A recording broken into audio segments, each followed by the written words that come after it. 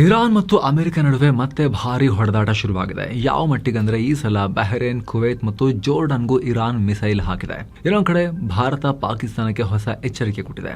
ಎಲ್ಲ ಸುದ್ದಿಯನ್ನ ಸುತ್ತು ಜಗತ್ತಲ್ಲಿ ಕ್ವಿಕ್ ಆಗಿ ನಾವು ನೋಡ್ತಾ ಹೋಗೋಣ ಸ್ನೇಹಿತರೆ. ನೀವು ನೋಡ್ತಾ ಇದ್ದೀರಾ ಮಸ್ಮಗ ಚಾನಲ್. ನಾನು ಅಮರ್ ಪ್ರಸಾದ್. ಮೊದಲು ಪಾಕಿಸ್ತಾನ ಅಫ್ಘಾನಿಸ್ತಾನದ ಮೇಲೆ ಮಧ್ಯರಾತ್ರಿ ಮಾಡಿರೋ ಭೀಕರ ಏರ್ ಸ್ಟ್ರೈಕ್ ಬಗ್ಗೆ ಮಾಹಿತಿ ಕೊಟ್ಟು ಮುಂದುವರಿಸ್ತೀವಿ. ಪಾಕಿಸ್ತಾನ ಅಫ್ಘಾನಿಸ್ತಾನದ ಮೇಲೆ ದೊಡ್ಡ ಏರ್ ಸ್ಟ್ರೈಕ್ ಮಾಡಿರೋದು ಪರಿಣಾಮ 13 ಜನರ ಪ್ರಾಣ ಹೋಗಿದೆ. ಫೆಬ್ರವರಿ ಅಂತ್ಯದಲ್ಲಿ ಆಗಿದ್ದ ಕಥನ ವಿರಾಮದ ನಂತರ ಇದೇ ಫಸ್ಟ್ ಟೈಮ್ ಪಾಕಿಸ್ತಾನ ಈ ದಾಳಿ ಮಾಡಿದೆ. ಈ ಬಗ್ಗೆ ತಾಲಿಬಾನ್ ವಕ್ತಾರ ಜಬೀಹುಲ್ಲಾ ಮುಜಾಹಿದ್ ಮಾಹಿತಿ ಕೊಟ್ಟಿದ್ದಾರೆ. ಪಾಕಿಸ್ತಾನ ಖೋಸ್ಟ್, ಕುನಾರ್ ಮತ್ತು ಪಕ್ಟಿಕಾ ಪ್ರಾಂತ್ಯಗಳನ್ನ ಟಾರ್ಗೆಟ್ ಮಾಡಿ ಈ ಏರ್ ಸ್ಟ್ರೈಕ್ ಮಾಡಿದೆ. ಮಧ್ಯರಾತ್ರಿ ಈ ದಾಳಿ ಮಾಡಿದೆ. ಹೀಗಾಗಿ ದಾಳಿಯಿಂದ ತಪ್ಪಿಸಿಕೊಳ್ಳೋಕೆ ಅಲ್ಲಿ ಜನರಿಗೆ ಅವಕಾಶನೇ ಸಿಗಲಿಲ್ಲ ಅಂತ ಜಬೀಹುಲ್ಲಾ ಹೇಳಿದ್ದಾರೆ. ಈ ಮೂಲಕ ಪಾಕ್ ಮತ್ತೊಮ್ಮೆ ನಮ್ಮ ವಾಯು ಪ್ರದೇಶವನ್ನ ಉಲ್ಲಂಘನೆ ಮಾಡಿದೆ ಅಂತ ತಾಲಿಬಾನ್ ಹೇಳಿದೆ. ದಾಳಿಯಲ್ಲಿ ಪ್ರಾಣ ಕಳ್ಕೊಂಡವರ ಫೋಟೋಸ್ ಅನ್ನು ಕೂಡ ತಾಲಿಬಾನ್ ಶೇರ್ ಮಾಡಿದೆ. ಇದರ ಬಗ್ಗೆ ಪಾಕಿಸ್ತಾನದ ಹಿರಿಯ ಅಧಿಕಾರಿಗಳು, ಸೇನಾಧಿಕಾರಿಗಳು ಒಪ್ಕೊಂಡಿದ್ದಾರೆ ದಾಳಿಯನ್ನ. ಟಿಟಿಪಿ ಅಂದ್ರೆ ಪಾಕಿಸ್ತಾನ್ ತಾಲಿಬಾನ್ ಅಡಗುದಾಣಗಳನ್ನ ಟಾರ್ಗೆಟ್ ಮಾಡಿ ನಾವು ದಾಳಿ ಮಾಡಿದ್ದೇವೆ ಅನ್ನೋ ಹೇಳಿಕೆಯನ್ನ ಕೊಟ್ಟಿದ್ದಾರೆ. ಈ ದಾಳಿಗೆ ಒಂದಿನ ಮುನ್ನ ಭಾರತ ಪಾಕಿಸ್ತಾನವನ್ನ ವಿಶ್ವಸಂಸ್ಥೆಯಲ್ಲಿ ಕ್ಲಾಸ್ ತಗೊಂಡಾಗ ಏನ್ ಹೇಳಿತು ಗೊತ್ತಾ? ಮಿಲಿಟರಿ ಆಪರೇಷನ್ ಹೆಸರಲ್ಲಿ ನೀವು ಮುಗ್ಧರ ಪ್ರಾಣ ತೆಗೆದ್ರೆ ಪಾಪ ಅಳಿಸ್ ಹೋಗಲ್ಲ ಅಂತ ಭಾರತ ಹೇಳಿತು. ಆದ್ರೂ ಕೂಡ ಪಾಕಿಸ್ತಾನ ತನ್ನ ಬುದ್ಧಿಯನ್ನ ಕಂಟಿನ್ಯೂ ಮಾಡಿದೆ. ಅಫ್ಘಾನಿಸ್ತಾನದಲ್ಲಿ ತಾಲಿಬಾನಿಗಳನ್ನ ಕೆಣಕ್ತಾ ಇದೆ.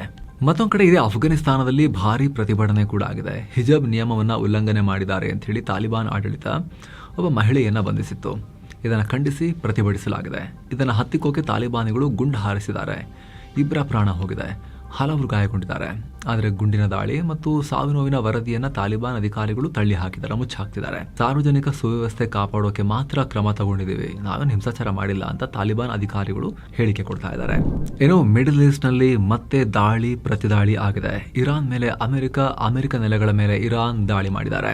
ಸೋಮವಾರ ಹೊರ್ಮುಜ್ ಜಲಸಂಧಿ ಬಳಿ ಅಮೆರಿಕದ ಅಪಾಚೆ ಹೆಲಿಕಾಪ್ಟರ್ ಅನ್ನ ಇರಾನ್ ಹೊಡೆದು ಹಾಕಿತ್ತು. ಅದಕ್ಕೆ ಪ್ರತೀಕಾರ ಹೇಳ್ತೀವಿ ಅಂತ ಅಮೆರಿಕ ಈ ದಾಳಿ ಮಾಡಿದೆ. ಹೊರ್ಮುಜ್ ಜಲಸಂಧಿ ಬಳಿ ಇರೋ ಇರಾನ್ನ ಏರ್ ಡಿಫೆನ್ಸ್ ಸಿಸ್ಟಮ್ ಗಳನ್ನ ನಾಶ ಮಾಡಿದೆ. ಜೊತೆಗೆ ಇರಾನ್ನ ಗ್ರೌಂಡ್ ಕಂಟ್ರೋಲ್ ಸ್ಟೇಷನ್ ಮತ್ತು ರೆಡಾರ್ ಕೇಂದ್ರಗಳನ್ನ ಕೂಡ ಧ್ವಂಸ ಮಾಡಲಾಗಿದೆ. ಮಾಹಿತಿ ಪ್ರಕಾರ ಇರಾನ್ನ ಸಿರಿಕ್, ಬಂದರ್ ಅಬ್ಬಾಸ್, ಖೇಶಮ್ ಐಲ್ಯಾಂಡ್ ನಲ್ಲಿ ಈ ದಾಳಿಯಾಗಿದೆ. ಹಾಗೆ ಸಿರಿಕ್ ನಲ್ಲಿ 2 ನೀರಿನ ಟ್ಯಾಂಕ್ ಗಳ ಮೇಲೂ ಕೂಡ ಅಮೆರಿಕ ದಾಳಿ ಮಾಡಿದೆ ಅಂತ ಇರಾನ್ ಹೇಳಿದೆ. ಈ ದಾಳಿಗೆ ಮುಂಬೈನಲ್ಲಿರೋ ಇರಾನ್ ಕಾನ್ಸುಲೇಟ್ ಖಂಡನೆ ವ್ಯಕ್ತಪಡಿಸಿದೆ. ಅಮೆರಿಕ ಉಗ್ರ ದಾಳಿ ಮಾಡಿ 2 ವಾಟರ್ ಸ್ಟೋರೇಜ್ ಟ್ಯಾಂಕ್ ಗಳನ್ನ ನಾಶ ಮಾಡಿದೆ. ಇದರಿಂದಾಗಿ ಜನ ಕುಡಿಯೋ ನೀರಿಗಾಗಿ ಪರದಾಡುತ್ತಿದ್ದಾರೆ. ಇದು ಮಾನವ ಹಕ್ಕುಗಳ ಉಲ್ಲಂಘನೆ ಅಂತ ಇರಾನ್ ಹೇಳಿದೆ. ಇತ್ತ ಅಮೆರಿಕ ತನ್ನ ದಾಳಿಯನ್ನ ಸಮರ್ಥಿಸಿಕೊಂಡಿದೆ. ಅಲ್ಲದೆ ಇರಾನ್ನ ಮುಂದಿನ ಆಕ್ರಮಣವನ್ನ ತಡೆಯೋಕೆ, ಯಾವುದೇ ಪರಿಸ್ಥಿತಿ ಎದುರಿಸೋಕೆ ನಾವು ರೆಡಿ ಅಂತ ಅಮೆರಿಕದ ಸೆಂಟ್ರಲ್ ಕಮಾಂಡ್ ಹೇಳಿದೆ. ಇನ್ನು ಅಮೆರಿಕದ ದಾಳಿಗೆ ಇರಾನ್ ಪ್ರತಿಕಾರ ಹೇಳಿದೆ. ಬಹರೇನ್, ಕುವೈತ್ ಮತ್ತು ಜೋರ್ಡನ್ ನಲ್ಲಿರೋ ಅಮೆರಿಕದ ಸೇನಾ ನೆಲೆಗಳ ಮೇಲೆ ದಾಳಿ ಮಾಡಿದೆ. ಬಹರೇನ್ನಲ್ಲಿರೋ ಅಮೆರಿಕದ 5th ಫ್ಲೀಟ್ ಮೇಲೆ ಡ್ರೋನ್ ದಾಳಿ ಮಾಡಿದೆ. ಬಹರೇನ್ನಲ್ಲಿ ಸುಮಾರು 16 ಕಡೆ ಸ್ಫೋಟದ ಶಬ್ದ ಕೇಳಿ ಬಂದಿದೆ. ಅಲ್ಲದೆ ಕುವೈತ್ನ ಅಲಿ ಅಲ್ ಸಲೇಮ್ ಏರ್ ಬೇಸ್ ಮೇಲೂ ಕೂಡ ಇರಾನ್ ಡ್ರೋನ್ ದಾಳಿ ಮಾಡಿದೆ. ಜೋರ್ಡನ್ನ ಅಜ್ರಾಕ್ ಏರ್ ಬೇಸ್ ಮೇಲೆ ಲಾಂಗ್ ರೇಂಜ್ ಮಿಸೈಲ್ ಹಾರಿಸಿದೀವಿ ಅಂತ ಇರಾನ್ ಒಪ್ಕೊಂಡಿದೆ. ಒಟ್ಟು 21 ಅಮೆರಿಕನ್ ಟಾರ್ಗೆಟ್ಸ್ ಮೇಲೆ ದಾಳಿ ಮಾಡಿದೀವಿ ನಾವು ಅಂತ ಇರಾನ್ ಕ್ಲೇಮ್ ಮಾಡಿದೆ. ಹಾಗೆ ಜಾಮ್ ನಗರದ ಮೇಲೆ ಹಾರಾಡುತ್ತಿದ್ದ ಅಮೆರಿಕದ MQ-9 ಡ್ರೋನ್ ಹೊಡೆದು ಹಾಕಿದೀವಿ ಅಂತಲೂ ಇರಾನ್ನ IRGC ಕ್ಲೇಮ್ ಮಾಡಿದೆ. ಇತ್ತ ಇರಾನ್ನ 5 ಮಿಸೈಲ್ ಇಂಟರ್ಸೆಪ್ಟ್ ಮಾಡಿದೀವಿ ಅಂತ ಜೋರ್ಡನ್ ಹೇಳಿದೆ. ಇದರಿಂದ ಮಿಸೈಲ್ ಅವಶೇಷಗಳು ಬಿದ್ದಿವೆ, ಆದ್ರೆ ಯಾರಿಗೂ ಏಟ್ ಆಗಿಲ್ಲ.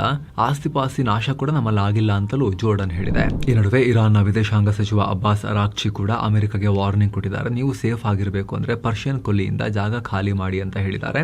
ಇರಾನ್ ಮೇಲಿನ ಯಾವುದೇ ದಾಳಿಗೆ ನಮ್ಮ ಸೇನೆ ತಕ್ಕ ಉತ್ತರವನ್ನ ಕೊಡುತ್ತೆ. ಯುದ್ಧ ಭೂಮಿಯಲ್ಲಿ ಸೋತ್ರು ಅಮೆರಿಕ ನಮ್ಮನ್ನ ಕೆಣಕ್ತಾ ಇದೆ. ಇತಿಹಾಸದಲ್ಲಿ ಪರ್ಷಿಯನ್ ಕೊಲ್ಲಿಗೆ ನುಗ್ಗಿದ ಹೊರಗಿನವರು ಎಲ್ಲ ಸಲ ಭೀಕರ ಪರಿಣಾಮಗಳನ್ನ ಫೇಸ್ ಮಾಡಬೇಕಾಗಿ ಬಂದಿದೆ, ನಿಮಗೂ ಹಂಗೆ ಆಗುತ್ತೆ ಅಂತ ಇರಾನ್ ಫಾರಿನ್ ಮಿನಿಸ್ಟರ್ ಆರ್ಭಟಿಸಿದ್ದಾರೆ. ಏನೋ ಗಲ್ಫ್ ಟೆನ್ಷನ್ ನಿಂದ ತೈಲ ಬೆಲೆಯಲ್ಲಿ ಭಾರಿ ಏರಿಳಿತ ಆಗ್ತಾ ಇದೆ. ಜೂನ್ 9ಕ್ಕೆ ಬ್ಯಾರೆಲ್ ಬ್ರೆಂಟ್ ಕ್ರೂಡ್ ಬೆಲೆ $90 ಆಸುಪಾಸಲ್ಲಿತ್ತು. ದಾಳಿ ಬಳಿಕ $93 ತನಕ ಏರಿಕೆ ಕಂಡು ವಾಪಸ್ $91 ಆಸುಪಾಸಲ್ಲಿ ಸೆಟಲ್ ಆಗಿದೆ. ಏನೋ ಸ್ನೇಹಿತರೆ, ಶಿರಡಿ ಸಾಯಿಬಾಬಾ, ಭೀಮಾಶಂಕರ, ನಾಶಿಕ್ ತ್ರಯಂಬಕೇಶ್ವರ, ಪಂಚವಟಿ, ಕೃಷ್ಣೇಶ್ವರ ಜ್ಯೋತಿರ್ಲಿಂಗ ಮತ್ತು ಎಲ್ಲೋರ ಸೇರಿ ಎಲ್ಲ ಅದ್ಭುತ ಸ್ಥಳಗಳಿಗೆ ಪ್ರವಾಸ ಇದೆ. ಎಲ್ಲವನ್ನ ಒಳಗೊಂಡ ಪ್ಯಾಕೇಜ್. ನಿಮಗೆ ಎಕ್ಸ್ಟ್ರಾ ಏನೂ ಖರ್ಚಿರೋದಿಲ್ಲ, ಊಟಕ್ಕೂ ಕೂಡ ಖರ್ಚಿರೋದಿಲ್ಲ. ಕನ್ನಡ ಟೂರ್ ಮ್ಯಾನೇಜರ್ ಕರ್ಕೊಂಡು ಹೋಗಿ ವಾಪಸ್ ಕರ್ಕೊಂಡ್ಬಂದು ತಲುಪಿಸ್ತಾರೆ. ಆಸಕ್ತರು ಕಾಲ್ ಮಾಡಿ ಬುಕ್ ಮಾಡಿಕೊಂಡು ಹೋಗಿ ಬರ್ಬೋದು. ಇತ್ತ ಇಸ್ರೇಲ್ ಮತ್ತು ಹಿಜ್ಬುಲ್ಲಾಗಳ ನಡುವಿನ ಹೊಡೆದಾಟ ಹೊಡೆದಾಟ ಕೂಡ ತೀವ್ರ ಆಗ್ತಾ ಇದೆ. ದಕ್ಷಿಣ ಲೆಬನಾನ್ನಲ್ಲಿರೋ ಹಿಜ್ಬುಲ್ಲಾದ ಡ್ರೋನ್ ಮತ್ತು ಮಿಸೈಲ್ ಲಾಂಚರ್ ಗಳನ್ನ ನಾಶ ಮಾಡಿದೀವಿ ಅಂತ ಇಸ್ರೇಲ್ ಹೇಳಿದೆ. ಟೈರ್ ಪ್ರಾಂತ್ಯದಲ್ಲೇ ಒಟ್ಟು 6 ಕಡೆ ಇಸ್ರೇಲ್ ದಾಳಿ ಮಾಡಿದೆ. ದಾಳಿಗೆ ಸಂಪೂರ್ಣ ಸಜ್ಜಾಗಿದ್ದ ರಾಕೆಟ್ ಲಾಂಚರ್ ಗಳನ್ನ ಧ್ವಂಸ ಮಾಡಿದೀವಿ ಅಂತ ಇಸ್ರೇಲ್ ಸೇನೆ ಮಾಹಿತಿ ಕೊಟ್ಟಿದೆ. ಇತ್ತ ಇಸ್ರೇಲ್ ಸೈನಿಕರನ್ನ ಗುರಿಯಾಗಿಸಿ 14 ಬಾರಿ ದಾಳಿ ಮಾಡಿದೀವಿ ಅಂತ ಹಿಜ್ಬುಲ್ಲಾ ಕೂಡ ಹೇಳಿಕೊಂಡಿದೆ. ಇಸ್ರೇಲ್ ಸೇನೆ ಸೈನಿಕರ ವಾಹನಗಳು ಮತ್ತು ಕಮಾಂಡ್ ಪೋಸ್ಟ್ ಗಳನ್ನ ಟಾರ್ಗೆಟ್ ಮಾಡಿ ದಾಳಿ ನಡೆಸಲಾಗಿದೆ. ಅಲ್ಲದೆ ಸರ್ಫೇಸ್ ಟು ಏರ್ ಮಿಸೈಲ್ ಬಳಸಿ ಇಸ್ರೇಲ್ನ ಹಾಮಿಸ್ 450 ಡ್ರೋನ್ ಅನ್ನ ವಾಪಸ್ ಅಟ್ಟಿದ್ದೀವಿ. ಹಾಗೆ ಇಸ್ರೇಲ್ ಗಡಿಯಲ್ಲಿರೋ ನೌಕಾನೆಲೆ ಮೇಲೂ ಕೂಡ ಡ್ರೋನ್ ದಾಳಿ ಮಾಡಿದೀವಿ ಅಂತ ಹಿಜ್ಬುಲ್ಲಾ ಹೇಳಿದೆ. ಇನ್ನು ಪಾಕ್ ಆಕ್ರಮಿತ ಕಾಶ್ಮೀರದಲ್ಲಿ ಹಿಂಸಾಚಾರ ಕಮ್ಮಿಯಾಗಿಲ್ಲ. ಪಿಒಕೆನಲ್ಲಿರೋ ಪಾಕ್ ಬೆಂಬಲಿತ ಸರ್ಕಾರ ಹೊಸ ನಿರ್ಧಾರ ತಗೊಂಡಿದೆ. ಈಗ 4 ಪ್ರಮುಖ ಪ್ರತಿಭಟನಾ ನಾಯಕರ ತಲೆಗೆ 1 ಕೋಟಿ ಪಾಕಿಸ್ತಾನಿ ರೂಪಾಯಿ ಬಹುಮಾನ ಘೋಷಿಸಿದೆ. ಈ ನಾಯಕರು ಜಾಯಿಂಟ್ ಅವಾಮಿ ಆಕ್ಷನ್ ಕಮಿಟಿ ಅಂದ್ರೆ JAAC ಸಂಘಟನೆಗೆ ಸೇರಿದವರು. ಕಳೆದ ವಾರ ಪಾಕ್ ಆಡಳಿತ ಕಮಿಟಿಯನ್ನ ಬ್ಯಾನ್ ಮಾಡಿತ್ತು. ಈಗ ಈ ಕಮಿಟಿಯಲ್ಲಿರೋ ಶೌಕತ್ ನವಾಜ್ ಮೀರ್ ಮತ್ತು ಉಮರ್ ನಜೀರ್ ಕಾಶ್ಮೀರಿ, ಖವಾಜಾ ಮೆಹರಾನ್ ಅರ್ಷದ್ ಮತ್ತು ಸರ್ದಾರ್ ಅಮಾನ್ ಖಾನ್ ವಿರುದ್ಧ ಬಹುಮಾನ ಘೋಷಿಸಲಾಗಿದೆ. ಅರೆಸ್ಟ್ ವಾರೆಂಟ್ ಕೂಡ ಜಾರಿಯಾಗಿದೆ. ಇವ್ರ ಬಗ್ಗೆ ಮಾಹಿತಿ ಕೊಡೋರ ಹೆಸರನ್ನ ರಹಸ್ಯವಾಗಿ ಇಡ್ತೀವಿ ಅಂತ ಕೂಡ ಪಿಒಕೆ ಸರ್ಕಾರ ಹೇಳಿದೆ. ಇತ್ತ ಪಿಒಕೆನಲ್ಲಿ ನಡೀತಾ ಇರೋ ದೌರ್ಜನ್ಯದ ವಿರುದ್ಧ ಭಾರಿ ಆಕ್ರೋಶ ವ್ಯಕ್ತವಾಗಿದೆ. ಅಮ್ನೆಸ್ಟಿ ಇಂಟರ್ನ್ಯಾಷನಲ್ ಮತ್ತು International Human Rights Foundation Pak ನಡೆಯನ್ನ ತೀವ್ರವಾಗಿ ಖಂಡಿಸಿದ್ದಾರೆ. ಶಾಂತಿಯುತವಾಗಿ ಹೋರಾಟ ಮಾಡ್ತಿದ್ದ ಸಂಘಟನೆಯನ್ನ ಉಗ್ರ ಸಂಘಟನೆ ಅಂತ ಕರೆದಿರೋದು ಸರಿಯಲ್ಲ ಅಂತ ಹೇಳಿದೆ. ಜನರ ಮೇಲೆ ಸೇನೆ ಬಳಸ್ತಿರೋದು ಮೂಲಭೂತ ಹಕ್ಕುಗಳ ಉಲ್ಲಂಘನೆ ಅಂತ ಹೇಳಿದೆ. ಕೂಡಲೇ ಅಲ್ಲಿನ ಹಿಂಸಾಚಾರವನ್ನು ನಿಲ್ಲಿಸಬೇಕು. ಸಾವು ನೋವಿನ ಬಗ್ಗೆ ಇಂಡಿಪೆಂಡೆಂಟ್ ಆಗಿ ತನಿಖೆ ಆಗಬೇಕು ಅಂತ ಹೇಳಿದೆ. ಇತ್ತ ಸೋಷಿಯಲ್ ಮೀಡಿಯಾದಲ್ಲಿ ಹೊಸ ಟ್ರೆಂಡ್ ಶುರುವಾಗಿದೆ. ಎಕ್ಸ್ನಲ್ಲಿ all eyes on Pakistan occupied Kashmir, all eyes on PoK ಅನ್ನೋ ಹ್ಯಾಶ್ ಟ್ಯಾಗ್ಸ್ ಭಾರಿ ಟ್ರೆಂಡ್ ಆಗ್ತಿದೆ. ಜೊತೆಗೆ ಪಿಒಕೆ ಮತ್ತು ಬಲೂಚಿಸ್ತಾನವನ್ನ ಪಾಕಿಸ್ತಾನದಿಂದ ಮುಕ್ತಗೊಳಿಸೋ ಟೈಮ್ ಈಗ ಬಂದಿದೆ ಅಂತ ಎಲ್ಲ ಕಡೆ ಡಿಸ್ಕಷನ್ ಮಾಡ್ತಿದ್ದಾರೆ ಸೋಷಿಯಲ್ ಮೀಡಿಯಾದಲ್ಲಿ. ಏನು ಸಿಂಧೂ ನದಿ ನೀರು ಹಂಚಿಕೆ ವಿಚಾರವಾಗಿ ಭಾರತ ಪಾಕಿಸ್ತಾನಕ್ಕೆ ದೊಡ್ಡ ಎಚ್ಚರಿಕೆ ಕೊಟ್ಟಿದೆ. ಮುಂದಿನ ವರ್ಷಗಳಲ್ಲಿ ಪಾಕಿಸ್ತಾನಕ್ಕೆ 1 ಹನಿ ಕೂಡ ನೀರು ಸಿಗಲ್ಲ ಅಂತ ಹೇಳಿದೆ. ಕೇಂದ್ರ ಜಲ ಸಚಿವ CR ಪಾಟೀಲ್ ಈ ವಾರ್ನಿಂಗ್ ಕೊಟ್ಟಿದ್ದಾರೆ. ಈ ನಿಟ್ಟಿನಲ್ಲಿ ಕೇಂದ್ರ ಸರ್ಕಾರ ಕೆಲಸ ಮಾಡ್ತಾ ಇದೆ. ಭಾರತ ಈ ಒಪ್ಪಂದವನ್ನ ರದ್ದು ಮಾಡಿಲ್ಲ, ಬರೀ ಅಮಾನತಿನಲ್ಲಿಟ್ಟಿದೆ. ಗಡಿ ದಾಟಿ ಪಾಕಿಸ್ತಾನಕ್ಕೆ ನೀರು ಹರಿಯೋದನ್ನ, ಅಂದ್ರೆ ನಮ್ಮ ಪಾಲಿನ ಎಕ್ಸ್ಟ್ರಾ ನೀರು ಅವ್ರಿಗೆ ಹರಿಯೋದನ್ನ ತಡೆಯೋಕೆ ಎಲ್ಲ ಕೆಲಸ ನಡೀತಾ ಇದೆ ಅಂತ ಹೇಳಿ CR ಪಾಟೀಲ್ ಹೇಳಿದ್ದಾರೆ.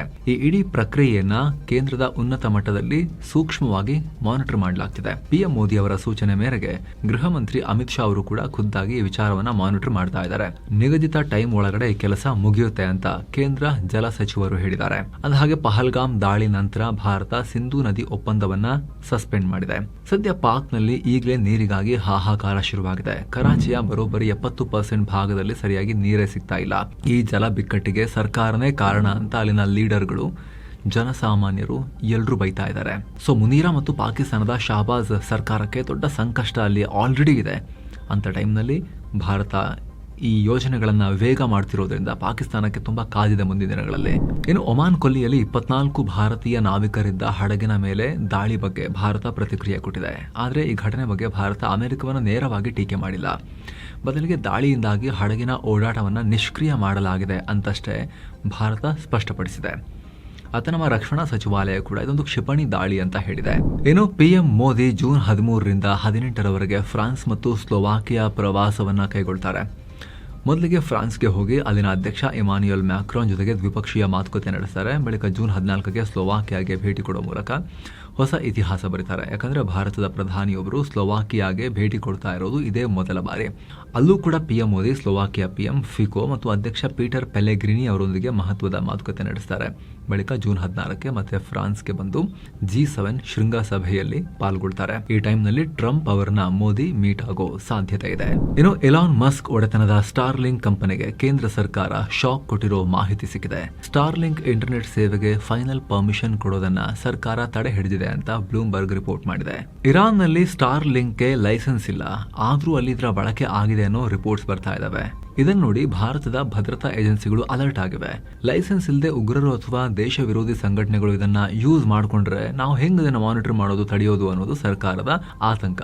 ಇದೇ ಕಾರಣಕ್ಕೆ ಕೇಂದ್ರ ಗೃಹ ಇಲಾಖೆ ಭದ್ರತಾ ಕ್ಲಿಯರೆನ್ಸ್ ಅನ್ನ ಕಂಪ್ಲೀಟ್ ಆಗಿ ಬ್ಲಾಕ್ ಮಾಡಿ ತಡೆ ಹಿಡಿದಿಟ್ಕೊಂಡಿದೆ. ಅಮೆರಿಕ ಮೂಲದ ಈ ಕಂಪನಿ ಮಸ್ಕ್ರಾ ಕಂಪನಿ ಅದರ ನಿಯಂತ್ರಣ ಮತ್ತು ರೆಗ್ಯುಲೇಷನ್ ಬಗ್ಗೆ, ಕಾನೂನು ಪಾಲನೆ ಬಗ್ಗೆ ಭಾರತಕ್ಕೆ ಟೆನ್ಷನ್ ಇದೆ. ನಮ್ಮ ಭದ್ರತಾ ರೂಲ್ಸ್ ಅನ್ನ ಪಕ್ಕಾ ಫಾಲೋ ಮಾಡ್ತೀರಾ ಅನ್ನೋ ಗ್ಯಾರಂಟಿ ಕೊಡ್ತೀರಾ ನೀವು ಅಂತ ಈ ಸ್ಟಾರ್ಲಿಂಕ್ ಅನ್ನ ಭಾರತ ಕೇಳಿದೆ. ಲೈಸೆನ್ಸ್ ಇದ್ರೂ ಕೂಡ ಫೈನಲ್ ಅಪ್ರೂವಲ್ ಸಿಗೋವರೆಗೂ ನೀವು ಸೇವೆ ಕೊಡಂಗಿಲ್ಲ. ಹೀಗಾಗಿ $1.75 ಟ್ರಿಲಿಯನ್ ಮೌಲ್ಯದ IPOಗೆ ರೆಡಿ ಆಗ್ತಿರೋ ಕಂಪನಿಗೆ ಈಗ ಹಿನ್ನಡೆಯಾಗಿದೆ. ಇನ್ನು ಇಸ್ರೇಲ್ ಹಣಕಾಸು ಮಂತ್ರಿ ಬೆಜಲೆಲ್ ಸ್ಮೋಟ್ರಿಚ್ಗೆ ದೇಶಕ್ಕೆ ಬರದಂತೆ ಫ್ರಾನ್ಸ್ ನಿರ್ಬಂಧ ಹೇರಿದೆ. ವೆಸ್ಟ್ ಬ್ಯಾಂಕ್ ಜಾಗವನ್ನ ಸಂಪೂರ್ಣವಾಗಿ ವಶಪಡಿಸಿಕೊಳ್ಳೋಕೆ ಇಸ್ರೇಲ್ ಸಚಿವರು ಪ್ರಯತ್ನ ಪಡ್ತಾ ಇದ್ದಾರೆ. ಹಾಗೆ ಗಾಜಾ ಪಟ್ಟಿ ಆಕ್ರಮಣಕ್ಕೆ ಅವರು ನಿರಂತರವಾಗಿ ಪ್ರಚೋದನೆ ಕೊಡ್ತಾ ಇದ್ದಾರೆ ಅಂತ ಹೇಳಿ ಫ್ರಾನ್ಸ್ ಈ ಕ್ರಮ ತಗೊಂಡಿದೆ. ಸಚಿವರ ಜೊತೆಗೆ ಇಸ್ರೇಲ್ನ ಇತರ 25 ವ್ಯಕ್ತಿಗಳ ಮೇಲೂ ಕೂಡ ನಿರ್ಬಂಧ ವಿಧಿಸಲಾಗಿದೆ. ಆದರೆ ಫ್ರಾನ್ಸ್ ನಿರ್ಧಾರವನ್ನ ಇಸ್ರೇಲ್ ಸರ್ಕಾರ ತೀವ್ರವಾಗಿ ಖಂಡಿಸಿದೆ. ಮತ್ತೊಂದು ಕಡೆ ವೆಸ್ಟ್ ಬ್ಯಾಂಕ್ ನಲ್ಲಿರೋ ಇಸ್ರೇಲ್ ಸೆಟ್ಲರ್ಸ್ ಮತ್ತು ಅವರಿಗೆ ಸಂಬಂಧಪಟ್ಟ ಸಂಸ್ಥೆಗಳ ಮೇಲೆ 4 ದೇಶಗಳು ಬ್ಯಾನ್ ಹೇರಿವೆ. ಬ್ರಿಟನ್, ಕೆನಡಾ, ಫ್ರಾನ್ಸ್ ಮತ್ತು ನಾರ್ವೆ ಒಗ್ಗೂಡಿ ಈ ನಿರ್ಧಾರ ಮಾಡಿವೆ. ವೆಸ್ಟ್ ಬ್ಯಾಂಕ್ ನಲ್ಲಿ ಹಿಂಸಾಚಾರ ನಡೆಸ್ತಾ ಇದ್ದಾರೆ ಅಂತ ಆರೋಪಿಸಿ ಈ ನಿರ್ಬಂಧವನ್ನ ಹೇರಲಾಗಿದೆ. ಏನೋ ಕಾಂಗೋದಲ್ಲಿ ಎಬೋಲಾ ಮಹಾಮಾರಿಗೆ ಕೇವಲ 1 ತಿಂಗಳಲ್ಲಿ 100 ಜನ ಬಲಿಯಾಗಿದ್ದಾರೆ. ಇಲ್ಲಿವರೆಗೆ ಒಟ್ಟು 550 ಎಬೋಲಾ ಕೇಸ್ಗಳಿರೋದು ಕನ್ಫರ್ಮ್ ಆಗಿದೆ. ಕಾಂಗೋ ಮಾತ್ರವಲ್ಲದೆ ನೆರೆಯ ಉಗಾಂಡಾಗೂ ಕೂಡ ಈ ಎಬೋಲಾ ವೈರಸ್ ಹರಡಿದೆ. ಬುಂದಿ ಬುಗಿಯೋ ಅನ್ನೋ ಅಪರೂಪದ ವೈರಸ್ ನಿಂದ ವೇರಿಯಂಟ್ ಇಂದ ಈ ಕಾಯಿಲೆ ಫಾಸ್ಟ್ ಆಗಿ ಹರಡ್ತಾ ಇದೆ. ಈ ನಿರ್ದಿಷ್ಟ ವೈರಸ್ಗೆ ಯಾವುದೇ ಲಸಿಕೆ ಅಥವಾ ಚಿಕಿತ್ಸೆ ಇನ್ನೂ ಕೂಡ ಇಲ್ಲ. ಅದಲ್ಲದೆ ಕಾಂಗೋದಲ್ಲಿ ರೆಬೆಲ್ ಗುಂಪುಗಳ ಸಂಘರ್ಷದಿಂದಾಗಿ ವೈದ್ಯಕೀಯ ಕಾರ್ಯಾಚರಣೆಗೂ ಅಡ್ಡಿಯಾಗ್ತಾ ಇದೆ. ಹೀಗಾಗಿ ರೋಗ ನಿಯಂತ್ರಣ ಕಷ್ಟ ಆಗ್ತಿದೆ ಅಂತ ಹೇಳಿ ವಿಶ್ವ ಆರೋಗ್ಯ ಸಂಸ್ಥೆ ಕಳವಳ ವ್ಯಕ್ತಪಡಿಸಿದೆ. ಇನ್ನು ಬ್ರಿಟನ್ನ ಬೆಲ್ಫಾಸ್ಟ್ ನಲ್ಲಿ ದೊಡ್ಡ ಮಟ್ಟದ ವಲಸೆ ವಿರೋಧಿ ಪ್ರತಿಭಟನೆ ಶುರುವಾಗಿದೆ. ಸುಡಾನ್ ದೇಶದ ನಿರಾಶ್ರಿತನೊಬ್ಬ ಚಾಕು ಇರಿತಾದ ದಾಳಿಯನ್ನ ಮಾಡಿದ್ದ. ಹೀಗಾಗಿ ಪ್ರತಿಭಟನೆ ಭುಗಿಲೆದ್ದಿದೆ. ನಿರಾಶ್ರಿತ ದಾಳಿ ಮಾಡ್ತಿರೋ ವಿಡಿಯೋ ಸೋಷಿಯಲ್ ಮೀಡಿಯಾದಲ್ಲಿ ವೈರಲ್ ಆಗಿದೆ. ಇದರ ಬೆನ್ನಲ್ಲೇ ವಲಸೆ ನೀತಿ ವಿರೋಧಿಸಿ ಬೆಲ್ಫಾಸ್ಟ್ನಾದ್ಯಂತ 100 ಜನ ಮಾಸ್ಕ್ ಹಾಕೊಂಡು ಬೀದಿಗಿಳಿದು ಪ್ರತಿಭಟನೆ ಮಾಡ್ತಾ ಇದ್ದಾರೆ. ಏನು ನಾಸಾ ತನ್ನ ಮುಂದಿನ ಆರ್ಟೆಮಿಸ್ 3 ಮೂನ್ ಮಿಷನ್ಗೆ 4 ಗಗನಯಾತ್ರಿಗಳನ್ನ ಸೆಲೆಕ್ಟ್ ಮಾಡಿದೆ. ಈ ಟೀಮ್ಗೆ 3 ಬಾರಿ ಸ್ಪೇಸ್ಗೆ ಹೋಗಿರೋ 58 ವರ್ಷದ ಹಿರಿಯ ಗಗನಯಾತ್ರಿ ರ್ಯಾಂಡಿ ಬ್ರೆಜ್ನಿಕ್ ಕಮಾಂಡರ್ ಆಗಿದ್ದಾರೆ. ಇವ್ರ ಜೊತೆಗೆ ಆಂಡ್ರೆ ಡಗ್ಲಾಸ್, ಫ್ರಾಂಕ್ ರುಬಿಯೋ ಮತ್ತು ಯುರೋಪಿಯನ್ ಸ್ಪೇಸ್ ಏಜೆನ್ಸಿಯ ಲೂಕಾ ಪಾಮಿಟಾನೋ ಹೋಗ್ತಾ ಇದ್ದಾರೆ. ಲೂಕಾ ಆರ್ಟೆಮಿಸ್ ಮಿಷನ್ ಸೇರಿರೋ ಮೊದಲ ಯುರೋಪಿಯನ್ ಆಗಿದ್ದಾರೆ. 2027 ಕಡೆಗೆ ಈ ಆರ್ಟೆಮಿಸ್ 3 ಲಾಂಚ್ ಆಗುತ್ತೆ. ಆದರೆ ಈ ಬಾರಿ ಇವರು ಚಂದ್ರನ ಹತ್ರ ಹೋಗಲ್ಲ, ಬದಲಾಗಿ ಭೂಮಿಯ ಕಕ್ಷೆಯಲ್ಲೇ ಬೇರೆ ಬೇರೆ ಸ್ಪೇಸ್ ಕ್ರಾಫ್ಟ್ಗಳನ್ನ ಕನೆಕ್ಟ್ ಮಾಡೋ ಡಾಕಿಂಗ್ ಟೆಸ್ಟ್ ಮಾಡ್ತಾರೆ. 2028ರಲ್ಲಿ ಮನುಷ್ಯರನ್ನ ಚಂದ್ರನ ಮೇಲೆ ಇಳಿಸೋಕು ಮುನ್ನ ಮಾಡ್ತಿರೋ ಫೈನಲ್ ಟೆಸ್ಟ್ ಇದಾಗಿದೆ. ಇನ್ನು ಕೆನಡಾ ಏರ್ಲೈನ್ಸ್ ನಲ್ಲಿ ಪೈಲಟ್ ಒಬ್ಬ ಬರೋಬ್ಬರಿ 17 ವರ್ಷಗಳ ಕಾಲ ಫೇಕ್ ಲೈಸೆನ್ಸ್ ಇಟ್ಕೊಂಡು ವಿಮಾನ ಹಾರಿಸಿರೋ ಶಾಕಿಂಗ್ ಸುದ್ದಿ ಹೊರಬಿದ್ದಿದೆ. ಜೆಫ್ರಿ ವಾಲ್ ಅನ್ನೋ ಈತ 2009ರಿಂದ 2025ರವರೆಗೆ 900ಕ್ಕೂ ಅಧಿಕ ಡೊಮೆಸ್ಟಿಕ್ ಮತ್ತು ಇಂಟರ್ನ್ಯಾಷನಲ್ ಫ್ಲೈಟ್ಗಳನ್ನ ಕ್ಯಾಪ್ಟನ್ ಆಗಿ ಹಾರಿಸಿದ್ದಾನೆ. ಈತ 27 ವರ್ಷಗಳ ಕಾಲ ಕಮರ್ಷಿಯಲ್ ಪ್ಲೇನ್ ಓಡಿಸೋಕೆ ಲೈಸೆನ್ಸ್ ಹೊಂದಿದ್ದ. ಆದರೆ 2009ರಲ್ಲಿ ಕ್ಯಾಪ್ಟನ್ ಆಗಿ ಪ್ರಮೋಷನ್ ಆದಾಗ ಬೇಕಾಗಿದ್ದ ಏರ್ಲೈನ್ ಟ್ರಾನ್ಸ್ಪೋರ್ಟ್ ಪೈಲಟ್ ಲೈಸೆನ್ಸ್ ಅಂದರೆ ATPL-A ಇವನ್ ಬಳಿ ಇರಲಿಲ್ಲ. ಅಂದರೆ ಪ್ಯಾಸೆಂಜರ್ ಅಥವಾ ದೊಡ್ಡ ವಿಮಾನ ಓಡಿಸೋ ಪರ್ಮಿಟ್ ಹೊಂದಿರಲಿಲ್ಲ. ಈಗ ಈತನ ಬಣ್ಣ ಬಯಲಾಗಿದೆ, ಅರೆಸ್ಟ್ ಮಾಡಲಾಗಿದೆ. ಸೊ ಫ್ರೆಂಡ್ಸ್, ಇದಾಗಿತ್ತು ಇವತ್ತಿನ ಜಗತ್ತಿನ ಸುತ್ತಾಟ. ಸ್ನೇಹಿತರೆ, ಆಸಕ್ತ ವೀಕ್ಷಕರು ವಿಡಿಯೋ ಕೆಳಗಿರೋ ಜಾಯಿನ್ ಬಟನ್ ಮೂಲಕ ಮಸ್ತ್ ಮಗ ಚಾನಲ್ಗೆ ಮೆಂಬರ್ ಆಗೋದನ್ನ ಮರಿಬೇಡಿ ಅನ್ನೋದು ನಿಮ್ಮಲ್ಲಿ ನಮ್ಮ ರಿಕ್ವೆಸ್ಟ್. ಆಸಕ್ತರು ಚೆಕ್ ಮಾಡಿ ಮತ್ತೆ ಭೇಟಿ ಆಗ್ತಿರೋಣ. ನಮಸ್ತೆ.